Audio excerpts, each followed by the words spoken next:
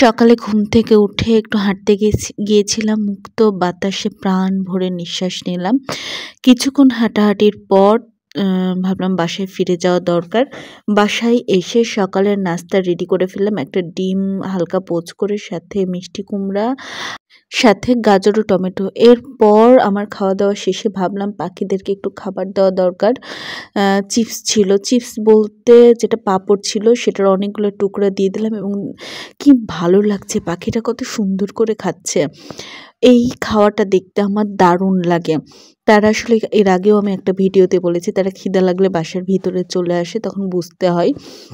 তো দোয়েল পাখিও ছিল, এটা শালিক পাখিতে খাচ্ছে। অনেকগুলো এরকম ছোট ছোট টুকরা দিয়ে দিয়েছিলাম।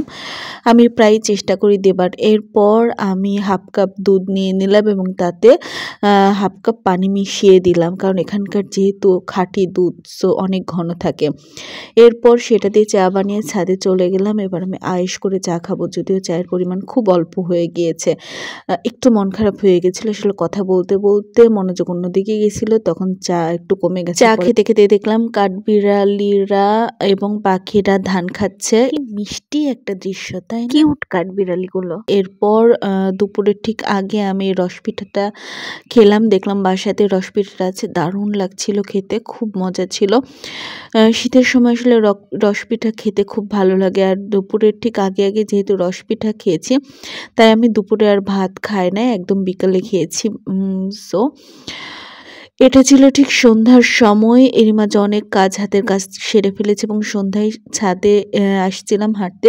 দেখে কি সুন্দর চাঁদ, খুব ভালো লাগছিল চাঁদটা দেখে। এদিক সেদিক করে সামনে পেছনে হয়ে চাঁদটার আমি একটু ভিডিওগ্রাফি করে ফেললাম, খুব দারুণ লাগছিল। এর মধ্যে সূর্যটাও ডুবে গেছে। যেহেতু সূর্য ডুবে গেছে, সো কিছুক্ষণের মধ্যে আজান দিয়ে দিবে। তো আমি একটু সবুজের মাঝে হাঁটাহাঁটি করার চিন্তা ভাবনা করলাম, এবং মালটা গাছটা কি দারুণ লাগছে। বিকেলবেলা আসলে সবুজের মাঝে হাঁটাহাঁটি করতে, একটু রিল্যাক্সে হাঁটতে ভালোই লাগে।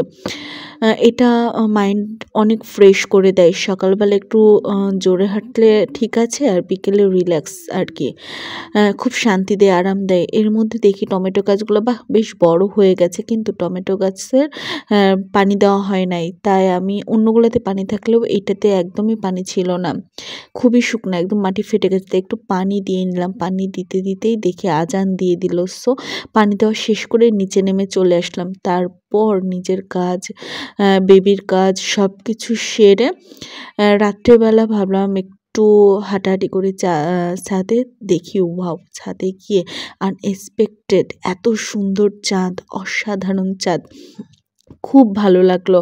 সারা দিনের ভালো লাগাকে ছাড়িয়ে গেল এই চাঁদটা।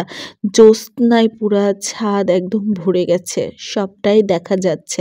আর আকাশে মেঘের ফাঁকে চাঁদ উকি ঝুঁকি দিচ্ছে, মায়াময় একটা দৃশ্য। এভাবে কেটে গেল আমার সারাটা দিন। আলহামদুলিল্লাহ।